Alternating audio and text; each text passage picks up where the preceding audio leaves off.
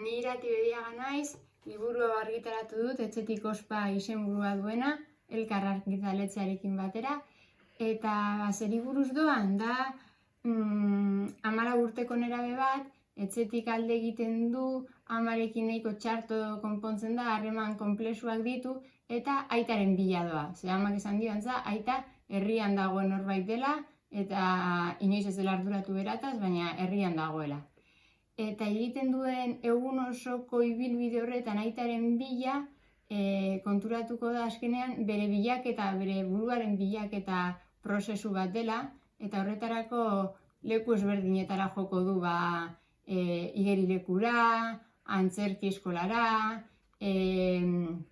tatuatzaile baten gana, lagunen gana, eta horrela ikusiko du hori, igual aita edo bere ez duen ezagutzen aita ez dela ardia eta ama ere ez duela otxoa. Eta berak ere bere zuloak edo gabeziak bete beharko dituela bizitzaren prozesuan.